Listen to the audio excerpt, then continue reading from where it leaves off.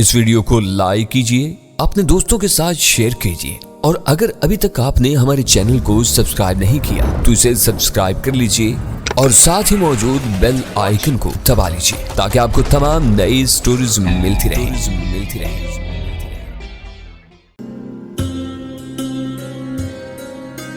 बिस्मिल्लाहिर्रहमानिर्रहीम। Discover original के मुअज़्ज़ज़ नाज़रीन, अस्सलामु अलैकुम। अब किस नंबर 485 मुलाहिज़ा फरमाएं। मैं फ़ोन कटवा दूंगा, मैंने दाड़ कर कहा। सरदार जी ने कहा, ओए मैं गर्दन कटवा दूंगा। मैंने कहा, अच्छा तुम मेरी कोई चीज़ रख लो, मसलन ये घड़ी, ताकि थोड़ी देर बाद तो वारंट लेकर आ जाए चौधरी की घड़ी बरामद करने। ओए काका, मैं तेरे चक्कर में आने वाला नहीं हूँ, बस बात ख़त्म। 30 पैसे हैं तो फ़ोन कर ले वरना दौड़ जा। मैंने उसे सख्त खून आशाम नज़रों से घूरा मगर वो मुतासिर नहीं हुआ। मुझे सख्त कोफ्त हो रही थी कि 30 पैसे की हकीर रकम की खातिर वो मुझ पर एतबार करने के लिए तैयार नहीं। अगर मैं पुलिस की वर्दी में ना होता तो शायद वो मुझे शरीफ आदमी समझ के उधार भी कर लेता, मगर पुलिस के मामले में वो एतबार का रिस्क लेने पर तैयार ना था। अब मुझे वापस गाड़ी तक जाके पैसे लाने थे वरना मैं फ़ोन नहीं कर सकता था। गिरदोनवा में दूसरा कोई पब्लिक कॉल ऑफिस नज़र नहीं आ रहा था, और होता तो वहाँ खाली हाथ जाने से ये सूरत फिर पैदा हो जाती। मैं एहतिजाजी अंदाज में मार्च करता हुआ वापस गया। बात हो गई? नादो ने पूछा। हाँ, मगर बात बनी नहीं। वो खबीस कहता है कि पहले 30 पैसे लाओ। मैंने कहा, कौन खबीस? नादो ने कहा, जिसका फ़ोन है 1 रुपया दो मुझे। मेरे पास रुपया कहाँ है? नादो ने कहा, रुपया गालिब या मोहसिन के पास भी नहीं हो सकता। मजबूरन मुझे सूटकेस खोलना पड़ा जिसमें 9 लाख से ज़्यादा की रकम अभी तक महफूज थी। 1 रुपये का नोट उसमें भी नहीं था। सबसे छोटा नोट 50 रुपये का मिला। मैं 50 के नोट को लहराता हुआ फिर सरदार जी की दुकान में दाखिल हुआ। ये लो पैसे। मैंने 50 का नोट काउंटर पर रख के फ़ोन अपनी तरफ खींच लिया। सरदार जी ने नोट को रोशनी के रुख करके उसके असली नकली होने की तस्दीक शुरू की तो मैंने अजंता होटल का नंबर मिलाया। फिर ऑपरेटर से मोनी देवी के कमरे का नंबर मांगा। चंद सेकंड के बाद राबिया ने कहा, हेलो। मैंने कहा, इसका क्या मतलब हुआ? ना सलाम ना दुआ। राबिया ने खुशी से चीख मारी, सिकंदर कहाँ हो तुम? हम माले में बाला से बोल रहे हैं। मैंने कहा, ये क्या मजाक है? मोहसिन और गालिब कहाँ है? मैंने कहा, वो भी अपने साथ हैं, तुमको नजर नहीं आएंगे। साथ हैं तो बात कराओ। राबिया ने कहा, बात करनी है तो खुद आ जाओ, फोन पर बात नहीं हो सकती। क्यों नहीं हो सकती? राबिया ने बरहमी से कहा, एक बड़ी गलत चीज़ मौजूद है यहाँ। मैंने सरदार जी की तरफ देखकर कहा, इसके अलावा भी तुम्हें सिर्फ ये बताना था कि तुम दोनों अब निकल आओ। जेवर कपड़े सब साथ लेकर आना। सपना रेस्टोरेंट देखा है ना तुमने, फौरन आ जाओ। सिख ने मुझसे रिसीवर छीन के नीचे रख दिया। 3 मिनट हो गए पूरे। मैंने मुश्तइल होकर कहा, लाइन क्यों काटी? मैं 30 पैसे और दूंगा। मैं फ़ोन का गलत इस्तेमाल नहीं करने दूंगा। 30 पैसे क्या, तुम 30 लाख रुपए दो तब भी। सरदार जी ने कहा, क्या गलत इस्तेमाल किया है मैंने फ़ोन का? मैंने चिल्ला के कहा, क्या मैंने फ़ोन उल्टा पकड़ रखा था? तुमने एक लड़की से बात की, उससे कहा कि दूसरी के साथ घर से भाग आए सारे जेवर कपड़े लेकर, और तुमसे सपना रेस्टोरेंट में मिले। बदमाशी करते हो वर्दी पहन के, ऊपर से पूछते हो फ़ोन का क्या गलत इस्तेमाल किया। सरदार जी भी चिल्लाने लगे। मैंने कहा, तुम मामा लगते हो लड़कियों के। उसने खफगी से कहा, होश में रहकर बात करो, बदमाशी मत करो। क्या? मैंने चिल्ला के कहा, मैं बदमाश हूं? मुझे नहीं, तुमने इस वर्दी को गाली दी है। ये वर्दी तुमको किस उल्लू के पट्टे ने दी है? सरदार जी भी चिल्ला के बोले, तुमने पुलिस कमिश्नर को उल्लू का पट्टा कहा। मैंने हवा में मुक्का लहरा के कहा, मैं केस कर दूंगा तुम पर। मैं पहले ही 3 केस लड़ रहा हूँ पुलिस के खिलाफ। अच्छा, मेरे पैसे वापस करो, मैंने हार मानते हुए कहा। सरदार जी ने 49 रुपये मुख्तलिफ तराजों में से इकट्ठे किए, फिर जेब में से 50 पैसे निकाले। 20 पैसे अब भी कम थे। जाओ कहीं से खुला लेकर आओ। सरदार जी ने कहा, यह मेरा काम नहीं है। मैंने कहा, खुला नहीं था तो नोट लिया क्यों था? सुबह सुबह 50 का खुला कौन देगा? 20 पैसे बाद में ले जाना। सरदार जी ने कहा, 20 मील दूर से मैं 20 पैसे लेने के लिए फिर आ सकता हूँ? मैंने कहा, टैक्सी का आने जाने का किराया दे दो तो आ जाऊँगा, वरना अभी लेकर जाऊँगा। चलो तुम एक कॉल और कर लो 20 पैसे में। ठीक है, अपने घर का नंबर बताओ। मैंने कहा, मेरे घर का? किसको फ़ोन करोगे और क्या कहोगे? मैंने कहा, जो मेरा दिल चाहेगा कहूँगा। सरदार जी सख्त इश्तियाल के आलम में दुकान से बाहर गए और 20 पैसे लेकर लौटे। 2 सिक्के मेरे सामने फेंकते हुए उन्होंने कहा, खबरदार जो फिर कभी मेरी दुकान में कदम रखा میں نے کہا میں ابھی واپس آتا ہوں اور دیکھتا ہوں تم مجھے کیسے روکتے ہو، یہ پبلک فون ہے، تم پبلک نہیں پبلک سرونٹ ہو۔ میں نے کہا میں سرکاری افسر ہوں، تمہاری لائن کٹوا دوں گا، اوئے میں گردن کٹوا دوں گا مگر تیری ٹانگیں توڑ دوں گا اگر تو دوسری بار یہاں آیا تو۔ سرکاری افسر دے پتر، ان کی یہ آخری بات میں نے دکان سے باہر آنے کے بعد سنی اور بڑی مشکل سے اپنی انسی کو ضبط کیا۔ سردار جی خبتی تھے اور گردن کٹوانے کے خاصے شوقین معلوم ہوتے تھے۔ نازو نے مجھے دیکھتی خفا ہونا شروع کیا۔ آخر یہ کیا مصیبت ہے، اتنی دیر لگتی ہے ایک فون کال میں؟ آدھا گھنٹہ لگا دیا۔ میں نے اس کے ساتھ بیٹھ کے کہا اگر غالب تمہیں فون کرتا تو 1 گھنٹہ بھی تمہیں کم لگتا۔ غالب نے کہا میں فون کیوں کرتا، 1 گھنٹے میں 2 بار ملا تھا۔ نازو نے گاڑی چلاتے ہوئے کہا ہم عورتوں کو خواہ مخواہ بدنام کر دیا ہے کہ باتیں بہت کرتی ہیں۔ میں نے کہا اس آدھے گھنٹے کے بارے میں تم کیسے یہ کہہ سکتی ہو کہ صرف میں بولتا رہا؟ 29 منٹ رابعہ بولی، میں نے اپنی بات 1 منٹ میں کہہ دی تھی۔ انصاف سے کہو کہ کیا میں اسے بولنے سے روک سکتا تھا؟ غالب نے کہا ہے کہ وہ کہیں اور سنا کرے کوئی۔ بھائی میں نے اپنے لیے کہا تھا، غالب بولا، اور یہاں سے تو کچھ ایسا نظر آتا ہے جیسے تم اس سکھ کو مشرف با اسلام کرنے کے لیے دلائل دے رہے تھے، یا وہ تمہیں سکھ بنانا چاہتا تھا پہلے اور بعد میں نے کہا بعد میں ممکن ہے گھر والا بنانے کی کوشش کرتا۔ نازو نے کہا صورت سے تم موسیقی ہم قوم نظر آ رہے ہو اس وقت۔ وہ ایک اصول پرست سکھ تھا۔ میں نے کہا سردار جی کی اور میری گفتگو کے احوال نے سب کو محفوظ کیا۔ نازو اپنے یقین کے سارے سپنا ریسٹورنٹ کی طرف ہی جا رہی تھی اور کسی سے راستہ پوچھنے پر آمادہ نہ تھی۔ میں نے کہا ایسے مت چلتی جاؤ، یہ نہ ہو کہ ہم مخالف سمت میں جا رہے ہو۔ پھر کیا ہوا؟ دنیا گول ہے، جب ہم زمین کے گرد چکر مکمل کریں گے تو راستے میں سپنا ریسٹورنٹ ضرور آئے گا، بس ذرا راستہ لمبا ہو جائے گا۔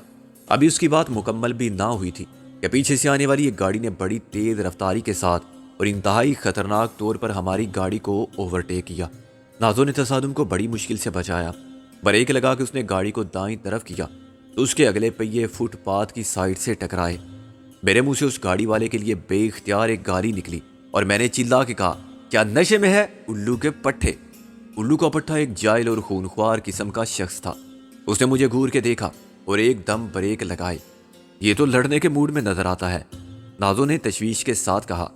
غلطی اس کی تھی، تم کو کیا ضرورت تھی گالی دینے کی جب ہوا کچھ نہیں، نازو نے کہا اور اپنی گاڑی کو تھوڑا سا پیچھے کر کے سائڈ سے نکالنا چاہا، مگر اتنی دیر میں وہ گاڑی سے اتر کے سامنے آ گیا۔ میں لڑنے بھیڑنے کے موڈ میں بالکل نہیں تھا۔ اس کے تنوتوش اور خوفناک مونچھوں کے باوجود بھی اس سے 30 سیکنڈ میں نازو نمٹ لیتی۔ جب وہ سائڈ پر آیا تو میں نے کہا دیکھو غلطی تم نے کی تھی مگر میں معافی مانگ لیتا ہوں۔ جواب میں اس نے بڑی غیر متوقع حرکت کی۔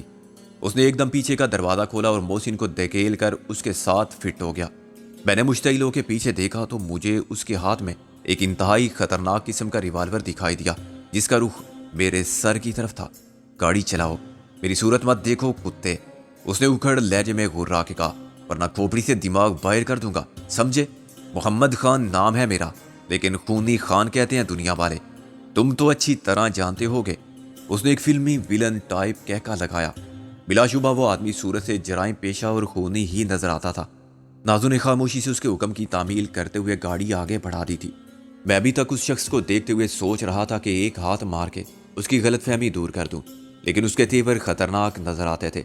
اس کی بڑی بڑی آنکھوں کے لال ڈورے گواہی دے رہے تھے کہ وہ واقعی خونی خان ہے، اور اگر میں نے اسے ٹکر لی تو وہ میرا خون کرنے میں ذرا بھی ہچکچاہٹ کا مظاہرہ نہیں کرے گا۔ اس کا چہرہ باری اور سیاہی مائل گندمی تھا۔ اس کی داڑھی گھنی سیاہ اور برابر تراشی ہوئی تھی اور اس کے چہرے کے جلال میں اضافہ کرتی تھی۔ یہ اس کی مونچھیں تھی جو اس کی صورت کو دہشت ناک بناتی تھی۔ خود غالب اور محسن اس کو دلچسپی سے دیکھ رہے تھے، خوفزدہ وہ بھی نہیں تھے۔ خونی خان، تم کہاں جانا چاہتے ہو؟ نازو نے پیچھے پلٹ کر دیکھے بغیر تمسخر آمیز انداز میں کہا۔ نازو کی آواز پر وہ چونکا۔ لڑکی ہے تو؟ میں نے کہا اس میں اعتراض کی کون سی بات ہے؟ مذاق اڑاتے ہو میرا تم لوگ، خدا کا شکر ادا نہیں کرتے کہ ابھی تک زندہ ہو، پولیس کے کتوں، خونی خان نے غرا کے کہا۔ میں بے گناہ کو بے وجہ مارنے کا قائل نہیں۔ بائیں طرف چلو لڑکی، یہ تو بڑی اچھی بات ہے کہ تم اصول کے قائل ہو، مگر ایک غلط فہمی ہوگی ہے تمہیں۔ تو نے یہ وردی کیوں پہن رکھی ہے؟ خونی خان نے میری بات سنے بغیر نازو سے کہا۔ یہ لیڈی پولیس کی وردی نہیں ہے، ہم پولیس والے نہیں ہیں خان صاحب۔ میں نے کہا تم پولیس کے آدمی نہیں ہو؟ وہ بے یقینی سے بولا۔ میں یہی غلط فہمی دور کرنے کی کوشش کر رہا تھا۔ لیکن آپ نے میری بات نہیں سنی، میں نے کہا۔ خونی خان نے غالب اور محسن کی طرف دیکھا۔ کیا یہ بھی زیر حراست مجرم نہیں ہے؟ اب دائیں طرف موڑ دو گاڑی کو۔ میں نے مسکرا کے کہا، یہ زیر حراست تو ہیں مگر مجرم نہیں ہیں، ان کے ہاتھوں میں ہتھکڑی کہاں ہے؟ پھر یہ زیر حراست کیسے ہوئے؟ کیوں پکڑ رکھا ہے انہیں تم نے؟ ہم نے نہ انہیں پکڑ رکھا ہے نہ آپ کو، میں نے کہا۔ جس کا دل چاہے گاڑی رکوا لے اور اتر جائے۔ تم پولیس والے نہیں ہو تو یہ وردی کہاں سے آئی؟ یہ کیا چکر ہے آخر؟ صاف صاف بات کرو، اس نے گھرا کے اور کھنکار کے کہا۔ کون ہو تم لوگ؟ میں نے کہا، بظاہر ہم اور آپ ایک ہی حمام میں نظر آتے ہیں، ہم بھی پولیس کی نگاہ میں مجرم ہیں، تو یہ وردیاں ہم نے پولیس سے چھین کر پہن لی ہیں۔ جیل سے بھاگے ہو تم لوگ؟ اس نے ہم سب پر ایک مشکوک نظر ڈال کے کہا۔ گاڑی تیز چلاؤ اور چوک سے سیدھے ہاتھ پر چلو۔ میں نے اس کی بات پر غور کر کے کہا، کچھ ایسا ہی سمجھ لو، تم نے کہا تھا یہ زیر حراست ہے۔ وہ بولا۔ میں نے کہا، ہم سب دوست ہیں، دوستی کی زنجیر نے انہیں بھی ہمارے ساتھ باندھ رکھا ہے۔ یہ ریوالور اب جیب میں ڈال دو، باہر سے کسی نے دیکھا تو یہ صورتحال بہت غلط نظر آئے گی۔ یہ خونی خان 2 پولیس والوں کو گرفتار کر کے لے جا رہا ہے، یہ نہ ہو پولیس تمہیں پہچان لے یا ہمیں چھڑانے کے لیے پیچھے لگ جائے۔ پولیس میرے پیچھے لگی ہوئی ہے، خونی خان نے کہا۔ یہ لڑکی اچھی ڈرائیور ہے؟ میں نے کہا، یہ لڑکی نہیں آسمانی بجلی ہے۔ کیا مطلب؟ وہ گھرایا۔ میں نے کہا، جس پر گر جائے وہ کہیں کا نہیں رہتا۔ ابھی تک یہ تمہارے احکامات کی تعمیل کر رہی ہے تو اس کی وجہ یہ ہے کہ تم نے صرف خطرناک باتیں کی ہیں، کوئی خطرناک حرکت نہیں کی۔ اس ریوالور کا استعمال کر کے دیکھو، پھر تمہیں معلوم ہو جائے گا کہ خونی خان جس کی بالشت بھر لمبی مونچھیں ہیں در حقیقت ایک چوہا ہے، اس کی مونچھیں بھی لمبی ہوتی ہیں۔ چوہا کہتا ہے مجھے؟ خونی خان نے چیخ کے کہا۔ اگر تم اپنی طاقت آزمانا چاہتے ہو تو ہم گاڑی ایک طرف روک لیتے ہیں، میں نے کہا۔ خبردار جو گاڑی روکی، یہ لڑکی 2 منٹ سے کم وقت میں ثابت کر دے گی کہ ریوالور تو بزدلوں کا کھلونا ہے۔ مقابلہ کرو گے اس سے خالی ہاتھ؟ خونی خان مسکرایا۔ بے وقوف بنانا چاہتے ہو مجھے باتوں سے؟ چالاک آدمی ہو، مگر تم کسی خوش فہمی میں مت رہنا۔ 4 قتل کر چکا ہوں میں۔ صرف 4؟ میں نے مایوسی سے کہا۔ نام ہے خونی خان اور قتل صرف 4 کیے ہیں؟ اس نے خفت کو چھپانے کے لیے کہا۔ 4 تو میرے سامنے مر گئے تھے، جو زخمی ہو کے بعد میں مرے یا جن کو میں نے مرتے ہوئے نہیں دیکھا، ان کی تعداد بہت زیادہ ہوگی، اور تم اسی طرح بک بک کرتے رہے تو 5واں قتل تمہارا ہوگا، 6ٹھا اس لڑکی کا۔ میں نے کہا، یعنی ان دونوں کو تم بخش دو گے جو تمہارے ساتھ بیٹھے ہیں؟ یہ تو بڑی غلط بات ہوگی۔ کیا تم ڈرتے ہو ان سے خان صاحب؟ بکواس بند کرو اپنی۔ میں نے کہا، جب تمہیں اپنا سکور 8 تک پہنچانے کا موقع مل رہا ہے تو تکلف کیسا؟ پشتوں کے پشتے لگا دو، سب کو صاف کر دو اور گاڑی لے جاؤ۔ باتیں کرتے کرتے میں نے ایک ہاتھ مارا اور اس کا ریوالور اوپر اچھل کے آگے آ گرا۔ اس کی کلائی پر خاصی چوٹ آئی تھی۔ ابھی وہ سنبھلا بھی نہ تھا کہ میں نے اسے آگے کھینچ کر اس کی گردن دبا لی۔ نازو نے اپنا ریوالور مجھے پکڑا دیا، پھر اس نے گاڑی روک لی اور خان کا ریوالور غالب کو دے دیا۔ خونی خان، کیا خیال ہے آپ؟ میں نے کہا۔ تھانے جاؤ گے یا اس لڑکی سے مقابلہ کرو گے؟ خونی خان بری طرح محصور ہو گیا تھا، وہ اپنی جگہ سے حرکت بھی نہیں کر سکتا تھا۔ ایک طرف گاڑی کا دروازہ تھا اور دوسری طرف سے غالب نے اسے دبا لیا تھا۔ وہ خود کو چھڑانے کے لیے پورا زور لگا رہا تھا اور گالیاں بک رہا تھا، مگر اپنی کوشش میں ناکام تھا۔ جلدی بولو، میں نے کہا، وقت کم ہے ہمارے پاس۔ مجھے چھوڑو تو صحیح، اس نے ہار مانتے ہوئے کہا۔ میں نے اس کی گردن چھوڑی تو اس نے ایک لمبی گہری سانس لی۔ اسے اپنے سامنے اور بائیں جانب 2 ریوالور دکھائی دیے۔ نازو نے ایک نقشہ اپنے سامنے پھیلا کے کچھ دیکھنا شروع کیا۔ یہ کیا ہے؟ میں نے کہا۔ ممبئی کا نقشہ، نازو نے سرسری انداز میں کہا۔ یہ کہاں سے لیا تم نے؟ جب تم فون کرنے گئے ہوئے تھے تو ایک بک سٹال پر نظر آ گیا تھا، غالب نے کہا۔ میں اخبار دیکھنے گیا تھا مگر یہاں تو سب اخبار ہندی میں چھپتے ہیں، پتہ نہیں ہم کدھر آ گئے اس خبیث چوہے کی وجہ سے۔ نازو نے دانت پیس کر غصے سے خونی خان کو دیکھا۔ خونی خان کا چہرہ لال پڑ گیا۔ اگر یہ تیرے یار ساتھ نہ ہوتے اور یہ ریوالور نہ ہوتے تو میں سبق سکھاتا تجھے۔ میں نے اس کے منہ پر چانٹا مارا، چوہے کی اولاد۔ ابھی جب تیرے ہاتھ میں تھا یہ ریوالور تو خونی خان بھی بہت بہادر بن رہا تھا، مگر خیر ہم یہ ریوالور ہٹا لیتے ہیں۔ اب یہ بتاؤ کہ تم کیا چاہتے ہو، انتخاب تمہارے ہاتھ میں ہے۔ میں نے اور غالب نے ریوالور جیب میں ڈال لیے۔ اب کچھ پتہ نہیں چل رہا ہے راستوں کا، نازو نے کہا۔ میں نے نشان لگا لیا تھا نقشہ لینے کے بعد۔ لاؤ مجھے دو، غالب نے کہا، میں دیکھتا ہوں، وہ انتظار کر رہی ہوگی ہمارا۔ نازو نے نقشہ غالب کو تھما کے کہا اور خونی خان کی طرف دیکھا، جو چانٹا کھانے کے بعد اپنا گال سہلانے کے سوا کچھ نہیں کر سکتا تھا۔ اس کی آنکھوں میں خون اترا ہوا تھا، مگر وہ حیران تھا کہ ہم لوگ کون ہیں۔ جو نہ پولیس والے ہیں نہ رویے سے مجرم نظر آتے ہیں۔ میں نے کہا، چوہے خان، مجھے تمہارے جواب کا انتظار ہے، بولو تھانے جاؤ گے یا مقابلہ کرو گے اس لڑکی سے؟ خان پریشان نظر آنے لگا۔ اسے یقین نہیں آ رہا تھا کہ میں نے یہ سوال سنجیدگی سے کیا ہے۔ غالب بڑے ہی نماک سے سپنا ریسٹورنٹ پہنچنے کا راستہ تلاش کر رہا تھا اور نازو کو نقشے کی مدد سے بتا رہا تھا کہ اب کس طرف سے وہاں پہنچنے کی کوشش کرنا چاہیے۔ محسن بالکل خاموش تھا اور سیٹ کی پشت پر سر رکھے آنکھیں بند کیے پڑا ہوا تھا۔ نازو نے پھر گاڑی سٹارٹ کی۔ دیکھو، میں تمہیں پولیس سمجھ کے غلطی سے تمہاری گاڑی میں بیٹھ گیا تھا، وہ غلطی ہم نے معاف کی۔ میں نے کہا، مگر یہ بات ناقابل فہم ہے کہ تم نے لفٹ لینے کے لیے پولیس کی گاڑی میں بیٹھنا پسند کیا جبکہ پولیس تمہارے تعاقب میں تھی۔ میرا مقصد یہ تھا کہ تمہیں یرغمال بنا لوں اور اگر پولیس مجھے روکے تو میں تمہیں جان سے مارنے کی دھمکی دے کر نکل جاؤں۔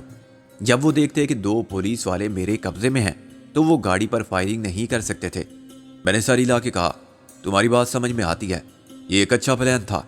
میں تم سے یہ نہیں پوچھوں گا کہ پولیس تمہارے تعاقب میں کیوں تھی، کیونکہ وقت نہیں ہے ہمارے پاس۔ میں ایک مشہور ڈاکو ہوں۔ خان نے کہا، کیا تم نے میرا نام کبھی نہیں سنا؟ افسوس کہ ہم اس سعادت سے محروم رہے۔ مجھے میرے سوال کا جواب چاہیے۔ میں نے کہا، کیا کرو گے تم اب؟ مقابلہ یا خود کو پولیس کے حوالے؟ پولیس کے حوالے کیسے کر سکتا ہوں میں خود کو؟ وہ زہریلے لہجے میں بولا۔ اور تم بھی مجھے پولیس اسٹیشن کیسے لے جا سکتے ہو؟ تمہیں پولیس کے حوالے کرنے کے لیے ہمارا پولیس اسٹیشن جانا ضروری نہیں۔ میں نے کہا، ہم تمہیں گاڑی کا دروازہ کھول کر باہر دھکا دے سکتے ہیں۔ تمہیں ناک آؤٹ کرنے کے بعد راستے میں کئی جگہ پولیس نظر آئے گی، پولیس کی چوکیاں بھی ہوں گی، وہ خود اٹھا کے لے جائیں گے تمہیں۔ خدا کے لیے ایسا مت کرنا۔ وہ پہلی بار التجا کرنے پر مجبور نظر آیا۔ ٹھیک ہے، تم اس لڑکی سے مقابلہ کر لو۔ یہ کیسے ہو سکتا ہے؟ میں نے بڑی تیزی سے اس کے دوسرے گال پر چانٹا مارا۔ ابھی کچھ دیر پہلے کیا کہا تھا تم نے؟ کہ تیرے یار ساتھ نہ ہوتے اور ان کے ہاتھ میں ریوالور نہ ہوتے تو تم اس لڑکی کو سبق سکھاتے۔ ہم تمہیں موقع دے رہے ہیں کہ جو کہا تھا وہ کر کے دکھاؤ۔ نام دخل دیں گے اور نہ ریوالور استعمال کریں گے۔ خونی خان ایک لڑکی سے مقابلہ کرے تو اس پر 1000 بار لعنت۔ وہ مشتعل ہو کے بولا، تم خود آؤ مقابلے پر۔ میں نے کہا، میری باری تو بعد میں آئے گی، پہلے تم اس لڑکی سے نمٹ لو چوہے خان۔ یہاں سڑک پر؟ نہیں، اس کے لیے ہم جگہ تلاش کر لیں گے، ابھی نہیں۔ ابھی تو ہم کہیں جا رہے ہیں کسی سے ملنے کے لیے۔ تو جاؤ، مجھے چھوڑ دو، وہ بولا۔ ایسے ہی چھوڑ دیں؟